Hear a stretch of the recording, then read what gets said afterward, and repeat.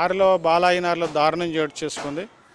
దేముడు దుర్గా దంపతులు సుమారు ఒక 20 సంవత్సరాల క్రితం వివాహం జరిగింది. అయితే వీరిద్దరి మధ్య ఏ గొడవలు ఉన్నాయో ఏంటో తెలియదు, కానీ పిల్లలైతే ఒక 18 ఏళ్ళు 17 ఏళ్ళు ఇద్దరు మగపిల్లలు అయితే ఉన్నారు.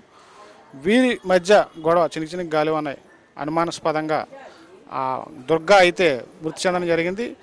దుర్గాను అంటే అనుకోకుండా చనిపోయిందా లేదంటే హతమార్చడం జరిగిందా అన్నది తెలియాల్సి ఉన్నది. పోలీసులు అయితే ఇన్వెస్టిగేషన్లు ఉన్నారు. ప్రస్తుతం ఇక్కడ మనం దుర్గా తల్లిదండ్రులైనటువంటి ఇంటి దగ్గర ఉన్నాము.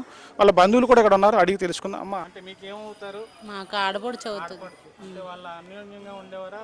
బాగానే ఉండేవారు, ఇద్దరును బాగానే ఉండేవారు, బాగానే డ్యూటీకి వెళ్ళేవారు. ఆ రోజు కూడా క్యారేజీలు కట్టుకొని అన్నీ చేసుకొని ఇద్దరు తయారయ్యి ఉన్నారు డ్యూటీకి వెళ్ళడానికి.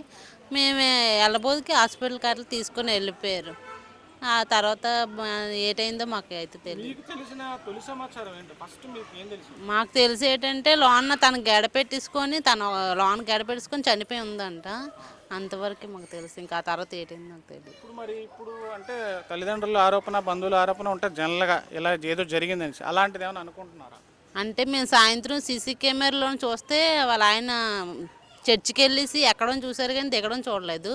చూడపోయిన తర్వాత అనుమానం వచ్చి పైకి వెళ్ళాడు. 4 గంటలకు వెళ్తే ఆయన ఫ్రిడ్జ్ పక్కన దొంగని ఉన్నాడంట. ఇంకా అతను రాగాలని అతనే చేశాడని అనుకుంటున్నారు వాళ్ళు కూడా, మా అత్తయ్య వాళ్ళు.